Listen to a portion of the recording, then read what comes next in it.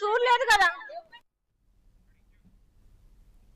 షాబాద్ మండలం దైవాలగూడలో జరిగిన సంఘటన సభ్య సమాజాన్ని తలదించుకునేలా చేసింది. పోక్సో కేసులో అరెస్ట్ అయిన రాజ్ కుమార్ రిలీజ్ అయిన తర్వాత బెయిల్పై బయటకు వచ్చి ఎవరైతే తన మీద కేసు పెట్టారో ఆ అమ్మాయిని, ఆ అమ్మాయి తల్లిని, అలాగే నానమ్మని ముగ్గురిని హత్య చేసి ఆ తర్వాత భార్య పిల్లలను కూడా హత్య చేసి అక్కడి నుంచి పరారైన సంఘటన వెలుగులోకి వచ్చింది. ఇదే విషయానికి సంబంధించి మరింత సమాచారం మా బ్యూరో చీఫ్ రాజ్ కుమార్ అందిస్తారు. రాజ్ కుమార్, చెప్పండి, మీ దగ్గర ఉన్న అప్డేట్స్ ఏంటి?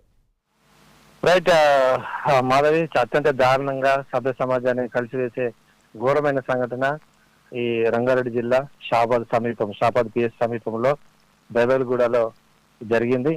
ఇది అత్యంత కిరాతకమైన చర్య. గ్రామస్తులందరూ కూడా భయాందోళనకు గురవుతున్నారు. అసలు తెల్లారు లేచేసరికి రాత్రి పడుకొని తెల్లారు లేచేసరికి 6 మంది చనిపోవడం అనేది ఆ ఏరియాలో నిజంగా ప్రజలందరూ కూడా ఆందోళనలో ఉన్నారు.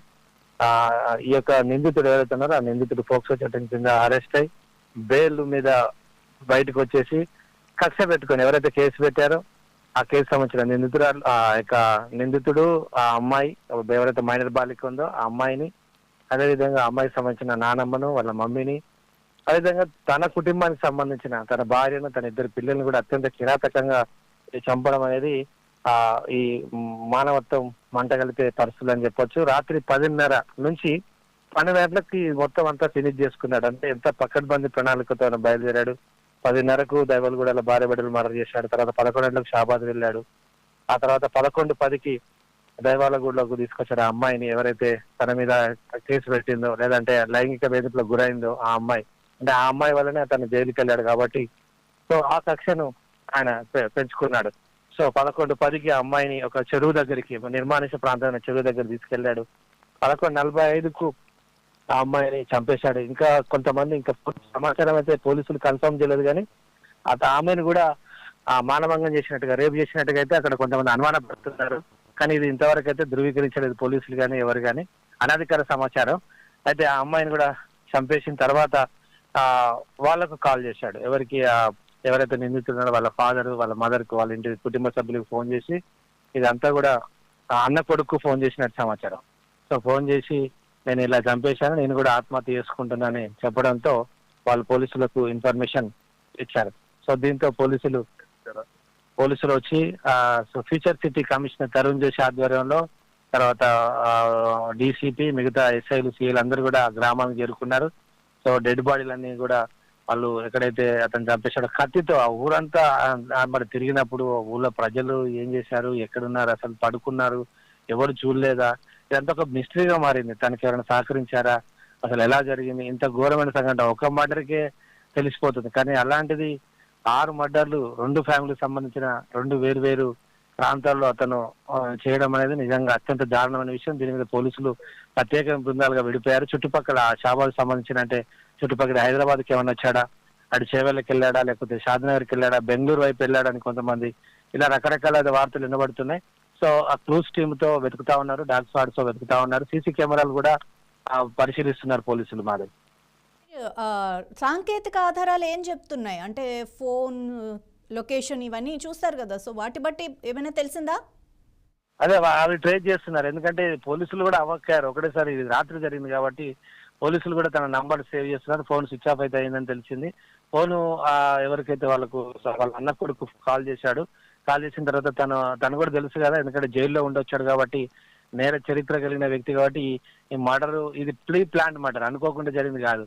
ఆల్రెడీ జైలు నుంచి వచ్చిన వ్యక్తి, బెయిల్ నుంచి వచ్చిన వ్యక్తి, ఇది ప్రీ ప్లాన్డ్ గా మరి వీళ్ళు ఎవరు ఉండని ఊరా లేకపోతే నిర్మానుష్యమా, ఎలా ఇది ప్లాన్ చేశాడో కానీ మొత్తం మీద అయిపోయిన తర్వాత ఫోన్ కూడా స్విచ్ ఆఫ్ చేసినట్టు తెలిసింది. దాని మీద లాస్ట్ లొకేషన్ పోలీసులు ట్రేస్ చేస్తున్నారు. ఎక్కడికి వెళ్ళారు, ఎవరితో మాట్లాడారు, దాని తర్వాత ఎవరితో మాట్లాడారా, దానికి ముందు ఎవరైనా మాట్లాడా, ఈ పోలీసులు అయితే టెక్నికల్ ఎవిడెన్స్ కూడా సేకరిస్తున్నారు. సీసీ కెమెరాలు కూడా చూస్తున్నారు. ఎందుకంటే అతను వెళ్ళేటప్పుడు వచ్చేటప్పుడు ఎక్కడ దారిలో సీసీ కెమెరాలు ఉన్నాయా, అది విలేజ్ కదా, హైదరాబాద్ అయితే ఇప్పటికే ట్రేస్ అవ్వు, చాలా కెమెరాలు సీసీ కెమెరాలు ఉండవు. కానీ విలేజ్ కాబట్టి విలేజ్ లో అంత సీసీ కెమెరాలు ఉండవు.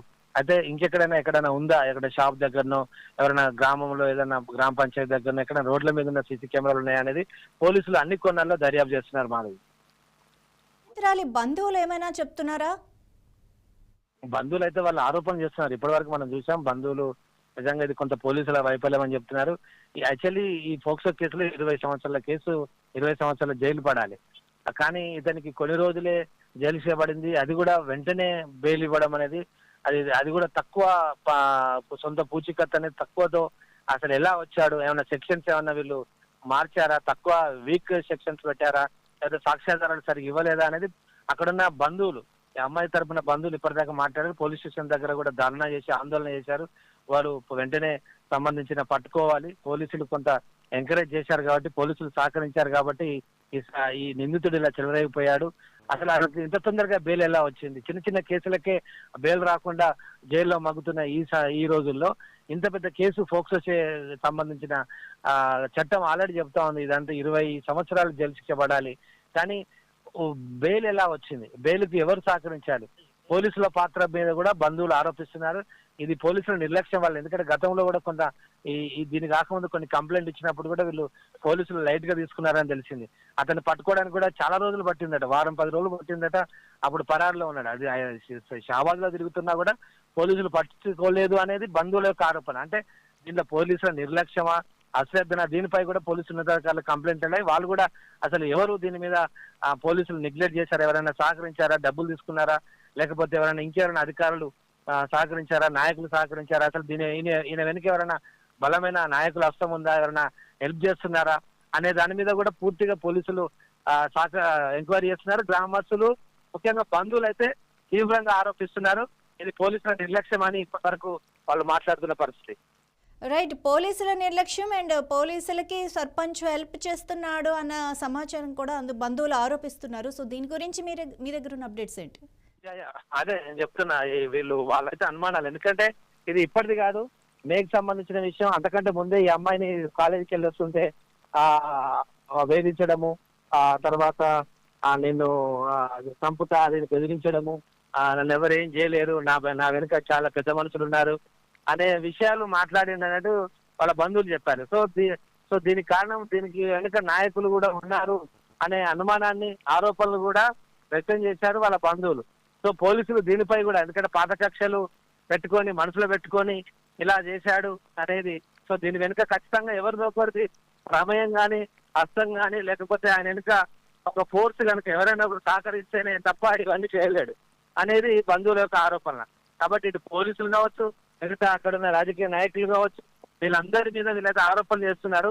ఈ ఆరోపణల మీద పోలీసులు ఒక లోతైన దర్యాప్తు చేయడానికి ఎందుకంటే ఫస్ట్ నిందితుడిని పట్టుకోవాలి. సో నిందితుడిని పట్టుకుంటే పూర్తి సమాచారం వస్తుంది. ఎప్పుడు చంపాడు, ఎలా చంపాడు, ఎందుకు చంపాడు, దీనికి ఎవరైనా సహకరించారా, పూర్తిగా అతన్ని పట్టుకున్న తర్వాత ఒక అధికారిక సమాచారం అయితే వస్తుంది మాది. Right, thank you Raj Kumar.